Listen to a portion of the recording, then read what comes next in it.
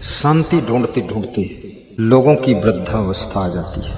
कभी तीर्थों में लोग शांति की तलाश करने जाते हैं, तो कभी पिकनिक मना करके भी शांति ढूंढते हैं, तो कभी दो दो विवाह करके शांति ढूंढते हैं। जिसका जहां आइडिया लगता है कि यहाँ शांति मिल जाएगी, वो उस कार्य को करने में डूब जाता है। कितने लोग शराब की बोतल में भी शांति ढूंढ रहे हैं, सुकून ढूंढ रहे हैं, और कितने लोग 50 पैसे की तंबाकू में भी सुख ढूंढ रहे हैं। कोई ऐसा भी है जो गांजा की चिलम में सुख ढूंढता है। कुछ लोग धन में शांति तलाश कर रहे हैं, और कुछ लोग सुंदर सुंदर कपड़े रंग बिरंगे पहनकर सुख पाना चाहते हैं। सबके सुख का निशाना अलग अलग है, और जहां जहां जिसका निशाना है वो चीज ना मिले तो बहुत दुखी हो जाता है। जिस स्त्री के मन में निशाना है कि मुझे आधा किलो सोना का वजन गले का हार चाहिए, हार मिलेगा फिर भी वो सुख तो नहीं मिलेगा, लेकिन यदि हार नहीं मिला तो बहुत दुखी हो जाएगी, रोएगी भी, परेशान हो जाएगी, पति को 2-4 गाना सुनाएगी, अपने माँ बाप को सुनाएगी तुम भिखमंगा हो, कुछ भी नहीं दे पाए। सास ससुर से भी कहेगी ये भी ऐसे कबाड़ी लोग मिल गए हैं, उसको आधा किलो का सोने का हार चाहिए।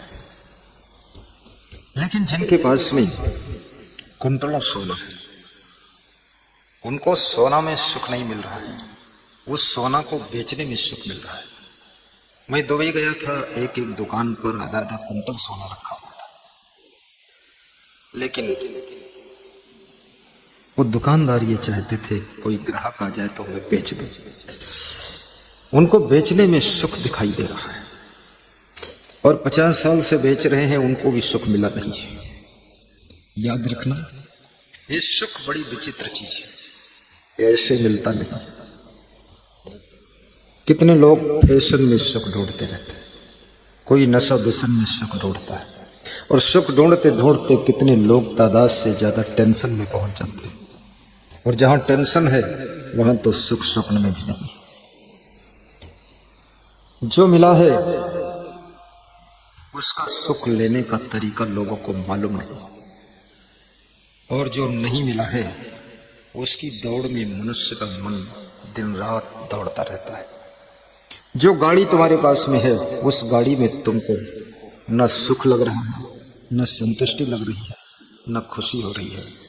तुम्हें उस गाड़ी में कमी ही कमी दिख रही है, ये कमी है वो कमी है, इसलिए तुम सुखी नहीं हो पाते हो। अब तुम फिर छलांग लगा गए, तुम्हारा मन कूद गया, क्योंकि जो है उसमें मन प्रसन्न नहीं है, और जो नहीं है उसके लिए मन फिर तुम्हें दौड़ा रहा है, और जिसके लिए तुम्हारा मन तुमको दौड़ाता है वो जल्दी मिलने वाला भी नहीं है, उसके मिलने में 20 साल लगने वाले हैं।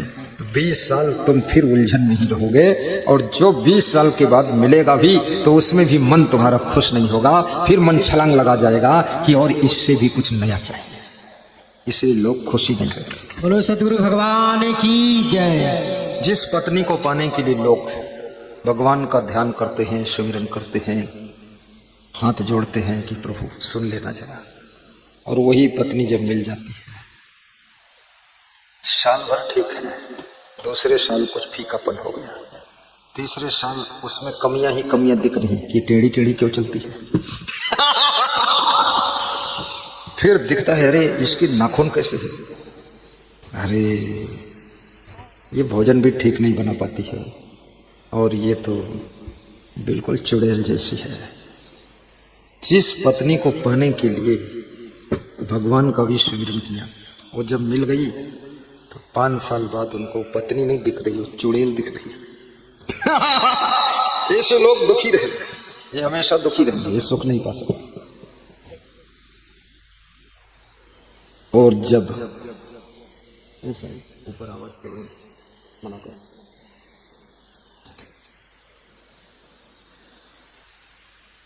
कोई भी चीज दुनिया में आपको मिलती है, धीरे धीरे उससे तुम्हारा प्रेम घटना शुरू हो जाता है। जिनके पास में विवेक है, जिनके पास में चिंतन है, जिनके पास में विचार है, वह किसी भी वस्तु को प्राप्त करते हैं और किसी व्यक्ति को प्राप्त करते हैं या किसी पद को पाते हैं, प्रतिष्ठा को पाते हैं, सामान को पाते हैं या घर उनको मिलता है, उनके मन में कभी भी इन सब चीजों की कीमत कम नहीं होती। वे विवेक से समझते हैं कि ये ठीक है। जिस पति को तुमने प्राप्त किया है, ये पति तुम्हारे भाग्य में था, और जो तुम्हारे भाग्य में था वही तुमको पति के रूप में मिला है, वही तुमको पत्नी के रूप में मिली है, वही तुमको माँ बाप के रूप में मिले हैं, और वही तुमको संतान के रूप में मिला, और वही तुमको बहू के रूप में मिली है। आप खुश रहो तो वही है, दुखी रहो तो वही है, प्रसन्न रहो तो वही है, और हंसते रहो तो वही है, और संतुष्ट कर लो अपने आप को तो वही है, और उसी में सुख मान लो तो भी वही है, और खूब दुखी रहो तो भी वही है और वही रहेगा। ये पक्का समझ लो।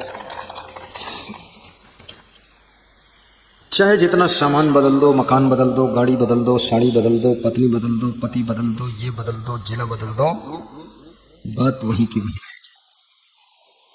खुद को बदलने की आवश्यकता है, अपने मन को बदलने की जरूरत है, स्वभाव को बदलने की आवश्यकता है, चरित्र को चेंज करने की आवश्यकता है। स्वभाव,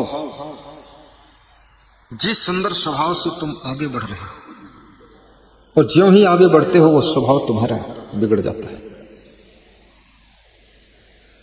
अहंकार आ जाता है, क्रोध भी बहुत आने लगता है, फिर तुम समझने लगते हो कि अब हम कुछ है, हम वो नहीं है, बहुत कुछ है।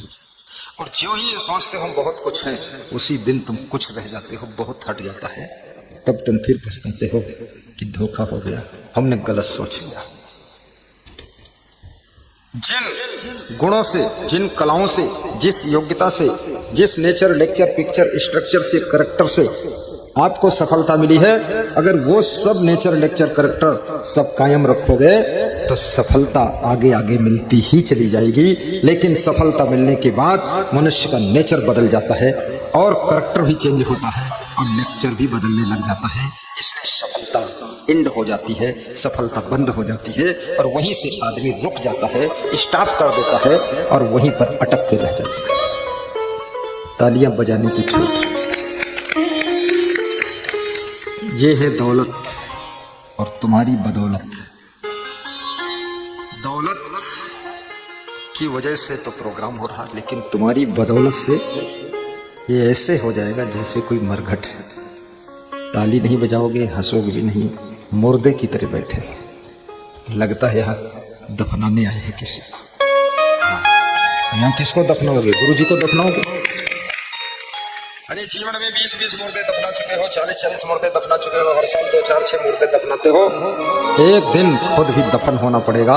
दफन और कफन का रिश्ता है, इसलिए याद रखना, दफन होने से पहले अपनी बुराइयों को दफन कर दीजिए, दफन होने से पहले अपनी टेंशन को दफन कर दीजिए और दफन होने से पहले अपने अहंकार को भी दफन कर दीजिए और मुस्कुराइए, ताली बजाइए, आनंद से।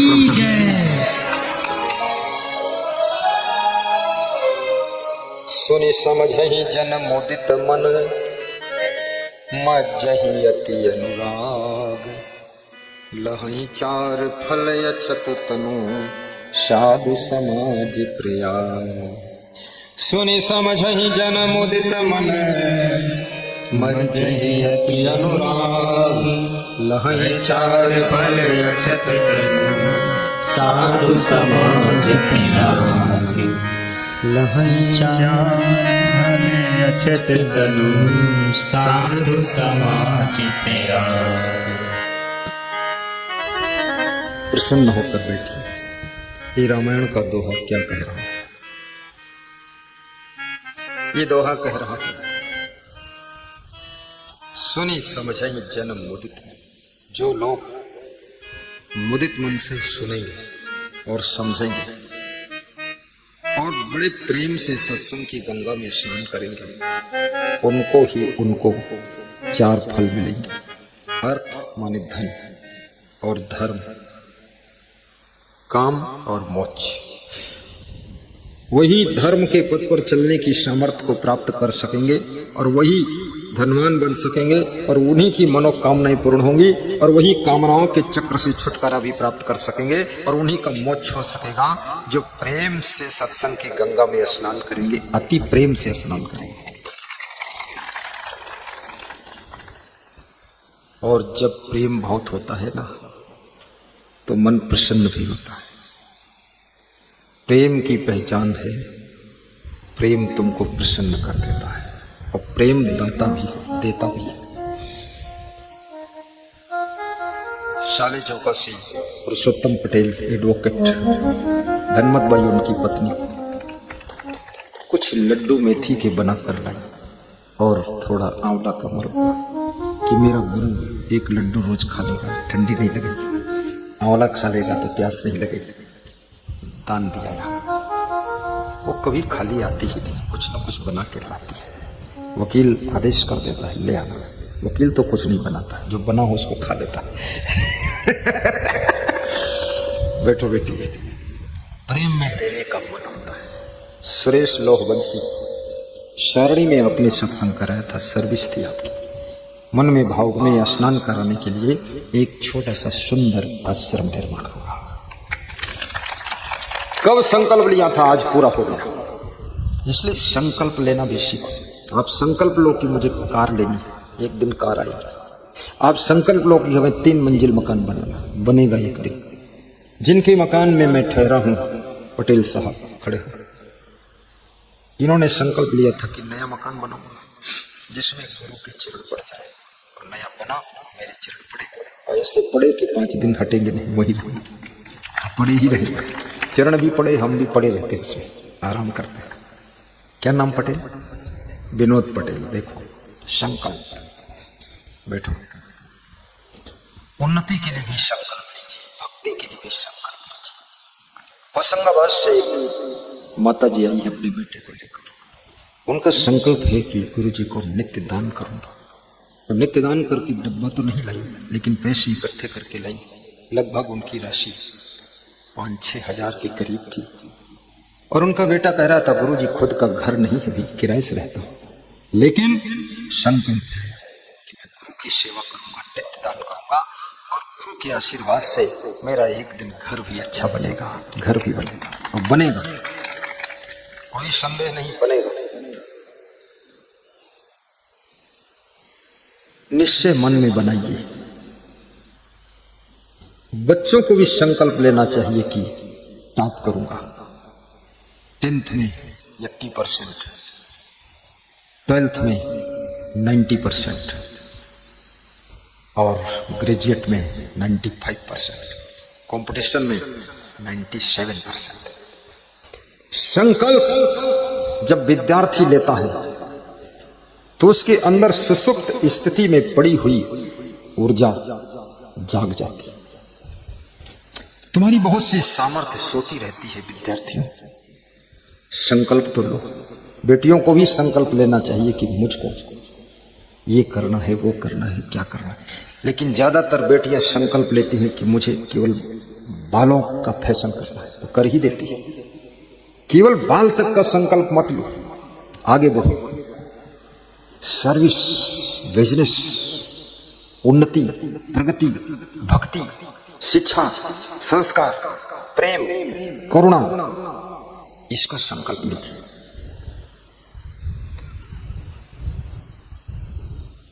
वृद्धावस्था आने पर सबका शरीर ढल जाता है, लेकिन जो आपने प्रगति किया है, उन्नति किया है, भक्ति किया है, वो वृद्धा अवस्था में भी तुमको फल देती रहती है, फल देती रहती है। इसलिए भक्ति में मन लगाइए। शिवरी का नाम भक्ति के कारण अमर है, मीरा का नाम भक्ति के कारण अमर है, महाराणा प्रताप का नाम देशभक्ति के कारण अमर है। देशभक्ति के लिए महाराणा प्रताप ने मुगलों से युद्ध किया था। रानी लक्ष्मीबाई झांसी की 500 अंग्रेजों को अकेले मारा था उसने, अंग्रेजों से युद्ध किया था। कुछ विशेष करोगे, दुनिया से चले जाने के बाद भी तुम्हारा यश दुनिया में बच जाएगा। और कुछ खास नहीं करोगे। दुनिया से जाने के बाद घास की तरह सूख जाओगे। इसलिए विशेष करने को सोचिए। आज हमारा संत बोल रहा था, गुरुजी गया जी में जो आश्रम बनाना चाहते हो उसको मंच पे मत बोलना, सबसे मत बोलिएगा। मैंने कहा क्यों? तो हमने कहा अभी तुमने अपने गुरु की सामर्थ्य को समझा, तूने अपनी भक्ति और श्रद्धा को समझ नहीं पाया, गुरु को बोल लेते तो मुस्कुराने लगा। और आज ही सुबह बात हुई और आज ही सुबह ही फोन आया, उससे बात के बाद आधे घंटे बाद आया गया जी से। क्या फोन आया कि 22 एकड़ जमीन आपके चरणों में उपलब्ध हो चुकी है। 22 एकड़ में आश्रम गया जी। अभी मैं जब आ रहा था अपनी गाड़ी में बैठा तो उन्हीं से बात हो रही थी। 10 मिस कॉल आया, मैं उठा ही नहीं पाया, टाइम नहीं मिला। तो गाड़ी में बैठा तो संतों ने सुबह सूचना दी थी, वो बात करना चाहते। मैंने कहा अभी टाइम नहीं। सौभाग्य बात हुई, 22 एकड़ जमीन आश्रम के लिए बैठी है। सोचो, जब अपने लिए मनुष्य सोचता है उस काम को होने में देर लग सकती है, लेकिन जब पूरे विश्व के लिए विचार करता है तो उस कार्य को होने में जरा भी देर नहीं लगती। बोलो सतगुरु भगवान की।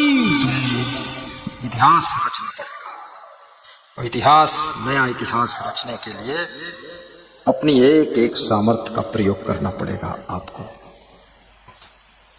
सत्संग कराने का भी संकल्प लीजिए। अभी हमारे पास में 2 सज्जन आए, दोनों साधु भाई थे। कैसे गुरु ने पहचान लिया उनको, दोनों को ब्रेक किया, रोका, मैंने आशीर्वाद किया। क्या परिचय है? बोले दोनों साधु। हमने और क्या परिचय है? बोले दौलत राम के रिश्तेदार भी हैं। तुमने कहा तुम्हारे यहाँ एक बार सत्संग हो। दोनों साधु बोले बिल्कुल होगा, आपकी आज्ञा हो गई है, अब होगा। दोनों ने संकल्प ले लिया। दोनों साधु इसी में बैठे थे। खड़े हो जाए दोनों साधु। कहाँ है वो? देखो खड़े हो। दोनों साथ साथ बैठे हैं। बहुत अच्छा है, ऐसे ही साधु होना चाहिए, साथ साथ। सत्संग में भी साथ साथ, आशीर्वाद लेने आए साथ साथ, फिर बैठे भी हैं साथ साथ, अब प्रोग्राम करेंगे साथ साथ। वास्तव में बार बार नर्मदापुरम जिले में गुरुदेव का आना होना चाहिए। कम से कम इटारसी तहसील में कहीं न कहीं एक प्रोग्राम हो तो ये भक्तों के मन की बैटरी को चार्ज करने का मौका इनको मिलना चाहिए।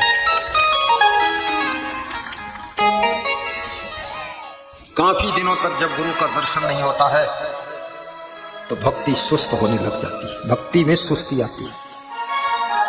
और जब बार बार गुरु का दर्शन होता है, हर वर्ष दर्शन होता है, तो भक्ति में शक्ति आती है, सुस्ती नहीं आती, शक्ति आती है। और फिर भक्ति और शक्ति मिलकर के जिंदगी में मस्ती आती है। इसलिए बार बार दर्शन और सत्संग मिलना चाहिए। बोलो पंडित जी। साईं राम कहाँ गए? साईं ये साईं राम है, ये क्या है? नाम बताओ। श्री नरेंद्र देव पंडित। देखो, एक साईं राम पंडित जी को उधर बिठाया गया, एक इधर, दोनों तरफ से हमको संभाले मिली। धन्य हो। राम की माया बड़ी विचित्र है। कैसे इस माया के बीच में मनुष्य का मन संभल सकता है। कबीर गा रहे हैं, राम तेरी माया धुंध मचाए, राम तेरी माया धुंध मचाए, गतिमतिवा की समझे परी नहीं, गतिमतिवा की समझे परे नहीं, सुर नर मुनि नचावे, राम तेरी माया द्वंद्व मचावे, राम तेरी माया द्वंद्व मचावे। कैसे द्वंद्व मचाती है? देखना आगे, सुर नर मुनि। सुर माने देवी देवता भी माया के चपेट में आ जाते हैं। कितने देवी देवता लुढ़क पुढ़क गए, देवी देवता भी आपस में लड़ भिड़ गए। मैंने गणेश और परशुराम जी का भी युद्ध देखा। परशुराम जी को राम जी को गाली देते देखा, कठोर बोलते देखा। ये सब रामायण पढ़ो, देखो आप, ग्रंथ पंथ पढ़ो, खुद देखो। और कई बार काली देवी ने शंकर जी को गिरा दिया नीचे और सीने पर पांव धर के खड़ी हो गई। शंकर भगवान शक्तिशाली थे, लेकिन देवी के सामने तो सभी कमजोर हो जाते हैं। इधर भी जितने शंकर बैठे हैं सबको देवियां बिल्कुल चारों खाने चित्त कर देती हैं। ये बिना त्रिशूल बिना डमरू वाले शंकर है और ये सब काली देवी का मुकाबला नहीं कर पाते। इनके पास में काली देवी भी है, कमला देवी, विमला देवी, निर्मला देवी, सरोजनी देवी, देवी में देवी, लेकिन सब चारों खाने चित्त शंकर भगवान है। तो ये सुर नर मुनि नचावे, ऋषि मुनियों को भी माया ने नाच नचा दिया। ये साधु संत भी, कितने साधु संत माया के चक्कर में पड़ जाते हैं। घर से सब छोड़ के निकल गए थे और फिर खूब लंगोट बांधा हनुमान जी बने ब्रह्मचारी। उसके बाद कहीं से ढूंढ लाए, एक धर्म पत्नी ढूंढ लाए, ब्रह्मचर्य चला गया। अखंड ब्रह्मचारी थे, खंड हो गया। फिर गृहस्थी में गिर गए, जाकर उसी माया मोह फंस गए। इसलिए साधु संत को भी सावधान रहना चाहिए। साधु महात्मा के लिए ज्यादा खतरा इसलिए है क्योंकि जो ऊंचे चढ़ता है वही गिरने का धोखा है, और जो जमीन में ही खड़ा है तो धोखा कम है, क्योंकि वो तो पहले से गिरा पड़ा।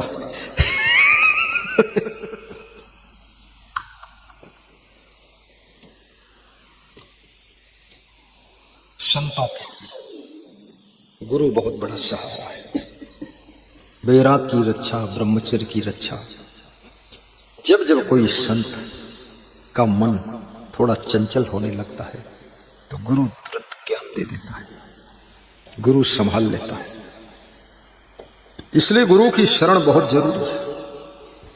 जब किसी भक्त का मन भी भक्ति से विचलित होने लगता है तब गुरु का दर्शन और गुरु का सत्संग उसको संभाल देता है। गुरुवाणी संभालने का काम करती है। इसलिए निवेदन करूंगा, नित्य प्रवचन सुनते रहना। इसमें ऐसे कितने श्रोता हैं जो मोबाइल के YouTube चैनल में नित्य प्रवचन सुनते हैं, जरा हाथ ऊंचा करके बताते हैं। कमाल, लगभग 150 लोग। बाकी लोग क्या सुनता है कुछ पता नहीं, प्रपंच सुनता है कि उसी में गाना वाना सुनता रहता है। मोबाइल का सदुपयोग करिए, दुरुपयोग मत करिए। जब समय मिल जाए प्रवचन सुनते रहो, बार बार अधिक से अधिक सत्संग सुनते रहो, ताकि ये चंचल मन कभी तुमको भटका न सके। ये चंचल इंद्रियां कभी तुमको जानवर न बना दे, और ये काम, क्रोध, लोभ, मोह, अहंकार ये कहीं तुमको राक्षस न बना दे। दंभो दर्पो भी मानश्च क्रोधा पारुष्यम एव च अज्ञानम च अभिजातस्य पार्थ संपदम आश्रय। श्री कृष्ण ने 16वें अध्याय में अर्जुन को समझाया है कि अर्जुन, जिनके पास दंभ है, दर्प है यानी घमंड है, अभिमान है, क्रोध बहुत है और अज्ञान है, अर्जुन वे सब राक्षस है। चूक जाओ और काम, क्रोध सीमा तोड़ने लग जाए, लोभ मोह लिमिट से ज्यादा हिलोरे मारने लग जाए, अहंकार हिमालय से भी ज्यादा अकड़ दिखाने लग जाए, तो समझ लेना अब तुम राक्षस बनना शुरू हो चुके हो। राक्षस के सींग पूंछ नहीं होती है, राक्षस की कोई 10-20 खोपड़ी नहीं होती है, मनुष्य के रूप में ही राक्षस होते हैं। खाए कबाब शराब सरोजा, निस्दिन पर नारिन का खोजा, मां नहीं मात पिता नहीं देवा, साधुन से करवा में सेवा, जिनके अस आचरण भवानी ते जानो निश्चर संप्राण। रामचरित मानस के बाल कांड में ये प्रसंग है। भवानी जी ने शिव जी से पूछा कि हे भगवान, राक्षस कौन है? तो भगवान कहते हैं, हे भवानी, जो मांस, मछली, अंडा, मुर्गा, दारू का सेवन करता है, परई स्त्रियों के चक्कर में फंसा रहता है, पर पुरुषों के चक्कर में जो फंसा रहता है, जो माता पिता का आदर नहीं करता है, माता पिता को दुखी करता है। सीधे थोड़ा कभी कभी सीधे बैठना और कभी कभी कुर्सी पे पीछे लुढ़क भी जाना, कोई बात नहीं, कुर्सियां मजबूत हैं।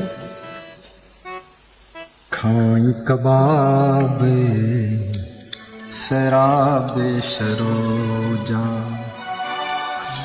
निश दिन पर ना ऋणी कहाँ खो जा, निश दिन पर ना ऋणी कहाँ खो जा, खाई कबाब शराब सरोजा, खाई कबाब शराब सरोजा।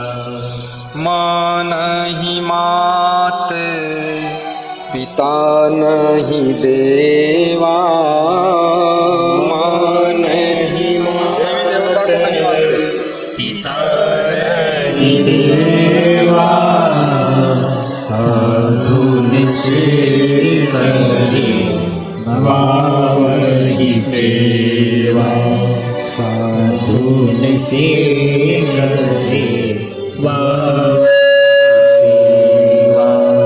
जिनके अशया चरण भवानी, जिनके अशया चरण भवानी, ते जानहु जय सब प्राणी, ते जानहु जय सब प्राणी। शिव जी कहते हैं जिनके आचरण ऐसे हैं, कैसे हैं?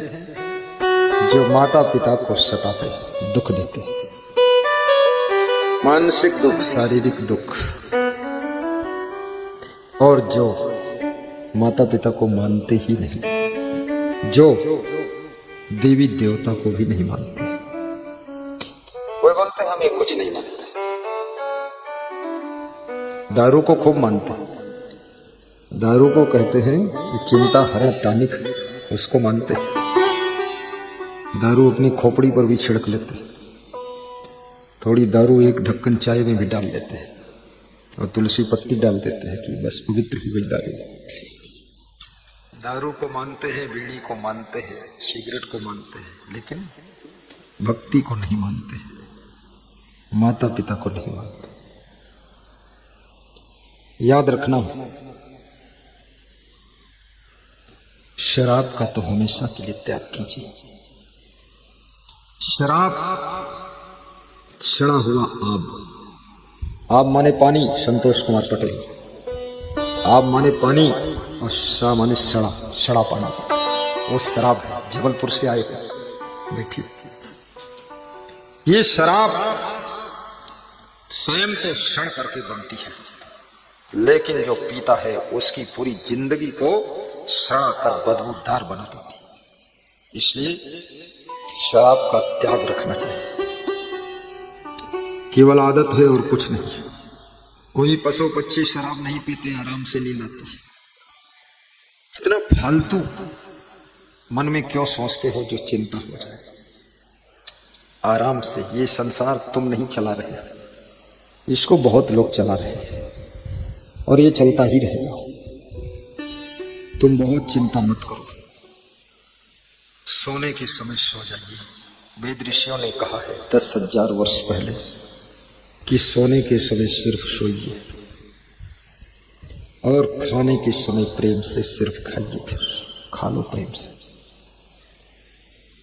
एक एक चम्मच खीर का स्वाद लीजिए प्रेम से। हलवा खाइए, मुंह में रखिए, थोड़ी देर मुंह में रख के उसको चबाइए, उसका स्वाद लीजिए।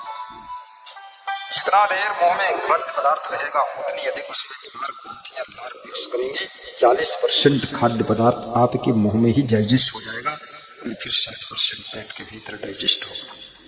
बहुत जल्दी जल्दी खाने से आंतों को भी वो काम करना पड़ता है जो लार को करना चाहिए था। इसलिए लार हर समय आपके मुंह में लार बनती रहती है। लार समझते कि नहीं? मुंह के अंदर जो पानी भरता है, ये ऑटोमेटिक मशीन है।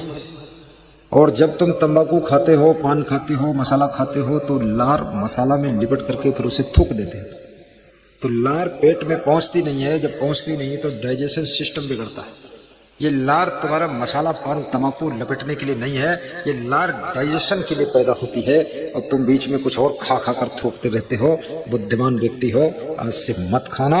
हाथ जोड़ के संकल्प ले लेना, और जो पैसा बचेगा पान, तंबाकू, मसाला का, उससे प्रवचन करवा देना।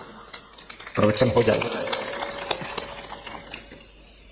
50 रुपए का भी अगर नशा का पैसा रोज बच जाए तो 1500 रुपये साल में बचे। कितने महीने में बचे? साल में 18,000, 10 साल में 1,80,000, और 20 साल में 3,60,000, और दुगने में डाल दो तो 8 लाख मिलेगा। और 8 लाख में 3-4 लाख में सत्संग करा दो, और 4 लाख की कार ले आओ, कार पे लिख के लगा दो, नशा की बचत की कार आ रही है, कृपया रास्ता खाली करें। ये भी बोर्ड लगा दो कि प्रोग्राम का आयोजक नशा की बचत, मन भक्त, आपका भक्त। छोटी छोटी बचत से ही बड़े बड़े कार्य होते हैं। बूंद बूंद से घड़ा भरता है, घड़े घड़े से टैंकर भरता हो, टैंकर से टंकी भरती है, टंकी से टोटी में पानी आता है। इसलिए मैं कहूंगा छोटी छोटी बचत करके धर्म भी कीजिए, पुण्य भी कीजिए, कार भी लीजिए, मकान भी बना लीजिए। कल मेरे पास में राजा राम चौरे आए हुए थे। खड़े हो जाइए। राजा राम चौरे कहाँ? देखो उधर बैठे। इनकी इच्छा है मेरे घर चलो, पास में गांव है। तो कह रहे थे 7 दिन प्रवचन सुना मैंने, तंबाकू छोड़ दिया, जो भी खाता था छोड़ दिया, और फिर प्रवचन सुनता ही रहता हूं। इतना फायदा हुआ है, सब उन्नति ही उन्नति उन्नति। कुछ लोग सोचते हैं अरे साधु के चक्कर में क्यों पड़ो। बैठो ना जरा, साधु के चक्कर में नहीं पड़ना। साधु तो ऐसे है, साधु यानी साधु, सही साधु मिलना चाहिए। डॉक्टर यानी डॉक्टर, सही डॉक्टर मिलना चाहिए।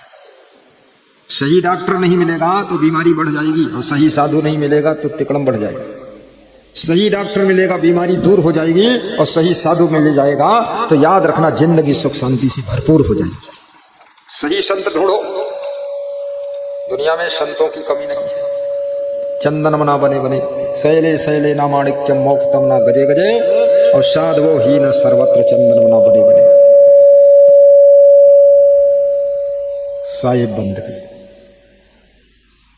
साहिब बंदगी, बोलो साहिब बंदगी। थोड़ी मुस्कुरा के बोला करो। बहुत दुखी बैठे हो, अच्छा है, दुखी रहोगे तो हमारे पास आओगे, सत्संग सुनोगे। ज्यादा सुखी हो जाओगे तो हमको छोड़ दोगे। दुखी रहना है, खुश रहो। तो क्या सुना रहा था? राम तेरी माया धुंध मचा। भगवान शंकर कह रहे हैं कि हे भवानी, जो माता पिता को नहीं मानते वे राक्षस हैं। जो साधु संत सच्चे संत को पहचानते नहीं है और अच्छे अच्छे संतों की भी निंदा करते हैं, वो राक्षस है। मान ही माता पिता नहीं देवा, साधुर से करवा वैसे। जो मंदिर की निंदा करते हैं, कितने लोग कहते हैं कि मंदिर बनाने से क्या शिक्षा मिलेगी, मंदिर बनाने से क्या दवाई मिलेगी, ऐसे लोग तर्क करते हैं। लेकिन उनसे मैं पूछता हूं, तुम्हारा घर बनाने से कितनी शिक्षा किसको मिलेगी? तो घर क्यों बनाते? तुम्हारा घर जो तुम बना रहे हो, इससे कितने लोगों को दवाई मिलेगी? वहां तुम घर बना रहे हो कि हॉस्पिटल, घर बना रहे हो कि विद्यालय? ये मंदिर बन रहा है मन के अंदर की गंदगी को दूर करने के लिए, मन की शांति के लिए, भक्ति के लिए, धर्म के लिए। ये मंदिर इलाज कराने के लिए नहीं है। कि वहाँ जाओ राम भगवान के पास, जानकी के पास, कि हमारे इंजेक्शन लगाते, वो इंजेक्शन नहीं लगाते। उनको इतना भी ज्ञान नहीं कि मंदिर क्यों बन रहा। वो बोलते मंदिर से क्या शिक्षा मिलेगी? मंदिर से शिक्षा नहीं मिलती है, मंदिर से संस्कार मिलते हैं। मंदिर मंदिर का काम करेगा, विद्यालय विद्यालय का काम करेगा। और तुमको यदि दवाई चाहिए तो हॉस्पिटल बहुत है, वहाँ चले जाइए, और थोड़े दिन बाद इधर मेडिकल कॉलेज खोल रहा है, यही दवाई ले लेना। तुम्हारी इतना रोग कहाँ से है ये पता क्यों नहीं लगाते? तो मंदिर में भी हॉस्पिटल बनाना चाहते हो, बुद्धो कहीं का। तुम जहाँ देखो वहीं दवाई ढूंढ रहे हो। हनुमान जी के पास जाओ दवाई लेने, तुम्हारी एक गदा पीठ पर मारेंगे, दिमाग सही हो जाए। मंदिर मंदिर मंदिर के पीछे क्यों पड़े? हम तो सोच रहे हैं तुम्हारे घर में हॉस्पिटल बनना चाहिए, तुम सड़क पर रहो जाकर। ये घर किस काम आएगा? ये घर में क्या कोई दवाई मिलेगी? बना दो हॉस्पिटल इसको। ऐसे निंदा करने वाले लोग, और केवल स्वार्थ के लिए, क्षुद्र राजनीति के लिए, थोड़ी सी वोटों के लिए भगवान की भी बुराई करेंगे, भक्तों की बुराई करेंगे, मंदिरों की निंदा करेंगे, कि किसी तरह से हमको वोट मिल जाए। वोट नहीं मिलेगी, चोट मिलेगी, ऊपर से सब तुमको घोट देंगे। भक्ति के मार्ग पर चल करके राजनीति में सफलता प्राप्त करिए, तो ही तुमको लक्ष्य प्राप्त हो सकता है। और याद रखना, राक्षस बन करके अगर तुम सोचते हो कि हम सफल हो जाएंगे, तुम दाम दाम फेल हो जाओगे, कभी सफल नहीं हो। जय। साधु संतों का भी आदर करिए। कल एक सांसद साहब आए थे रात में 9 बजे मिलने मुझे, उनका नाम भूल गए, दर्शन सिंह चौधरी। थोड़ा हंसमुख आदमी लगा, मजेदार लगा। आधा घंटे रुके, स्वागत किया संतों का, प्रेम से फिर आशीर्वाद लेकर चले गए। स्वभाव बहुत अच्छा उनका है। मैं तो निवेदन करता हूं, राजनीति करो तो भी अपने स्वभाव को अच्छा बनाओ, वाणी को परिष्कृत रखो और भक्ति करते रहो। भगवान राम भी राजनीति करते थे, राजा थे वो। राम कौन थे? राजा, राजा राम। कितने कथाकार भजन गाते हैं, राजा राम आइए, सीता राम आइए, 56 भोग लगाइए, राजा राम आइए। राजा राम, ये कोई भिखारी राम नहीं है, राजा राम। जब तुम्हारा भगवान राजा है तो भगवान सिखा रहा है तुम भी कम से कम राजा जैसे ही बनो, खूब उन्नति करो। भगवान राम की अयोध्या में कनक भवन, कृष्ण के पास में द्वारिका में सोने का महल, तो कम से कम ईंट पत्थर का महल तुम भी बनाओ। कनक वनक भवन बने न बने, कनक माने सोना। अपने घर की माताओं बहनों को सोना पहना दो। सोने का महल कोई बात नहीं, लोहे कार खरीद लो, लेकिन राजा राम आइए और सीता राम आइए तब गाइए। अपने बेटों को सुनाइए, अभिषेक आइए, बहू का जो नाम हो, क्या नाम बहू का?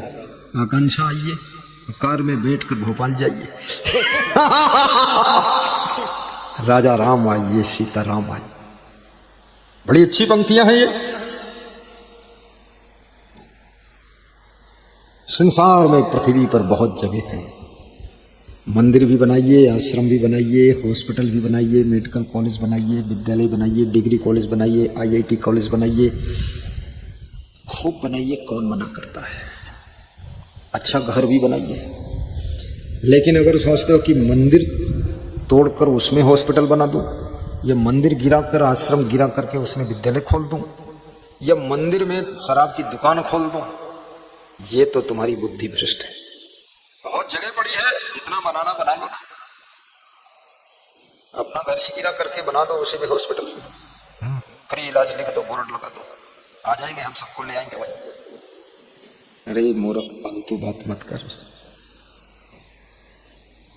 आश्रम की भी आवश्यकता है। आइए और श्रम कीजिए, उसका नाम आश्रम है। संसार में संत की भी आवश्यकता है।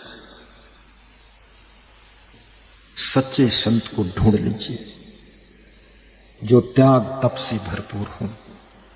पूरा साहिब से ये सब विध पूरा होए, ऊंचे से नेह लगाई के मूल हो आवे खोए। जो साधना में पूर्ण है, तपस्या में पूर्ण है, वैराग्य में पूर्ण है, ब्रह्मचर्य में पूर्ण है, त्याग में पूर्ण है, उससे नेह लगाई। कबीर कह रहे हैं, पूरा साहिब से ये जो पूरे हैं उनकी सेवा करो। उत्तमानेव सेवते मध्यमानः च सेवते। अधमास्त ना सेवते,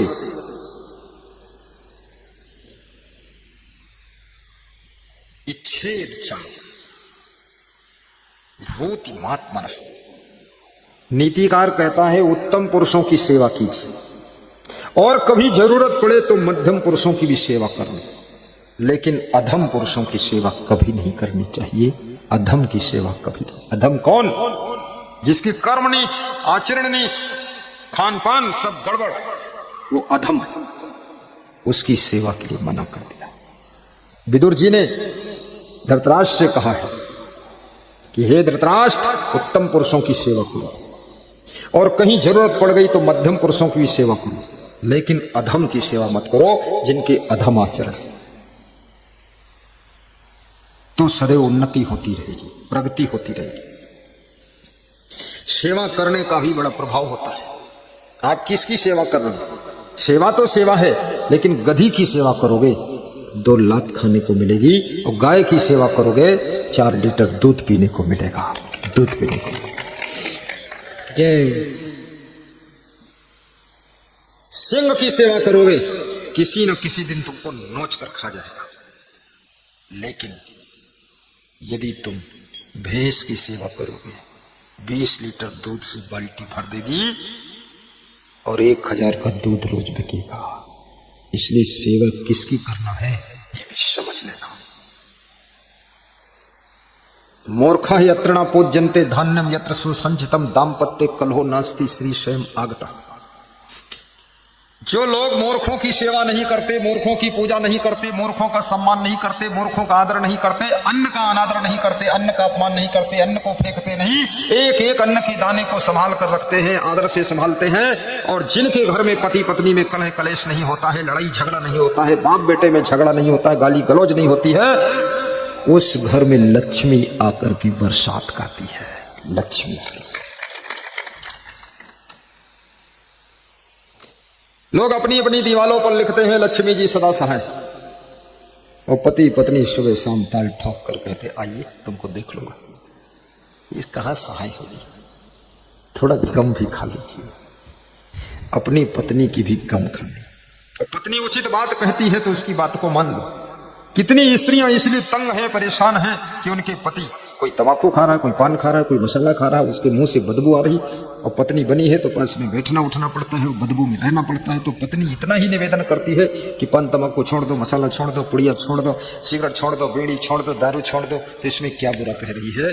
ये सब छोड़ दो, उसी दिन तुम्हारे पैर पकड़ लेगी कि मेरा पति धन्य हो गया। छोड़ो ना, क्यों नहीं छोड़ते? सारी आदतों को छोड़ दो। और ये देखिए आप, स्त्री है पुरुष है, एक ही देश में रहते, एक ही हवा में रहते, एक ही घर में रहते। पुरुष धीरे धीरे धीरे धीरे, बचपन में पुरुष भी सुंदर था, बच्चा भी सुंदर था, बच्ची भी सुंदर थी, लड़की भी सुंदर लगती थी, पुरुष भी सुंदर लगता था। लेकिन जो जो उम्र बढ़ी, पान मसाला खाने लगे, तंबाकू खाने लगे, सिगरेट पीने लगे, ऐसा वैसा करने लगे, तो पुरुष की सुंदरता सब भाग गई। और स्त्रियां कुछ नशा नहीं करती है तो ये 60 साल तक थोड़ा सुंदर दिखती। सुंदरता कोई क्रीम पाउडर से थोड़े है, नशा छोड़ दो तो सुंदरता आ जाएगी। नशा खून को विकृत कर देता है, ब्लड को दूषित कर देता है, आपका ब्लड शुद्ध नहीं रह जाता। इसलिए आज संकल्प ले लेना, नशा हो तो एक हो, वो भक्ति का नशा हो, सत्संग का नशा हो, सेवा का नशा हो, उन्नति का नशा होना चाहिए, विकास का नशा चढ़ना चाहिए। ये जरूरी है नशा। अब बाकी जितने नशा उतनी दुर्दशा, इसलिए अब करना नहीं है नशा। गुरु के चक्कर में यदि आ गए तो सभी नशा का चक्कर भी मिट जाएगा। गुरु सबका चक्कर मिटा देता है। लोग कहते हैं हम गुरु के चक्कर में नहीं पड़ते। अरे तुम मछली के चक्कर में पड़े हो, तुम चक्कर से बचो कहाँ? तुम मुर्गा मछली बकरे के चक्कर में पड़े हो, बकरे की हड्डी चबाते।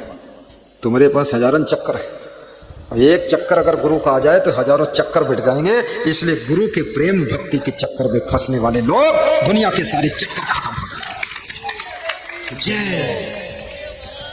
जय। चित्रकूट से भक्त आया हुआ है। चित्रकूट कामदगिरी पहाड़ पर जहां भगवान 10 साल रहे, वहीं से बच्चा सत्संग सुन ले आया। देखो भाव है। उधर हाथ जोड़ दो मुड़ के।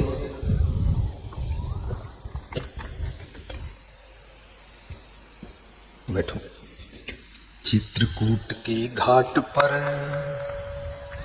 भई संतन की भीड़, तुलसीदास चंदन तिलक देते रघुवीर। अभी संत जितने हैं कुछ भी नहीं है। राम के पीरियड में बहुत संतों की भीड़ लग जाती थी, भाई संतन की भीड़। अब तुम चाहे चंदन घिसो चाहे हल्दी मिर्चा घिसो, संतों की भीड़ लगनी नहीं। तुम घिसते रहो, अकेले घिसो। लेकिन तुलसीदास चंदन घिस रहे थे, संतों की भीड़ लग गई। और जब संतों की भीड़ लगी तो राम स्वयं आ गए और चंदन घिसा हुआ उठा लिया और तुलसी के तिलक लगा दिया, सब साधुओं के तिलक लगा दिया। इसीलिए तुम्हारे भी तिलक लगाया है। कौन लगाया है? रघुवीर ने लगाया है। लेकिन तुम समझ थोड़े पाए, तुम जान ही नहीं पाते। दौलत राम सतसंग करावई, भई भगतन की भीड़, और संत महात्मा चंदन घिसई, तिलक देती रघुवीर। तिलक चल रहा, तिलक लगा वही कबीर।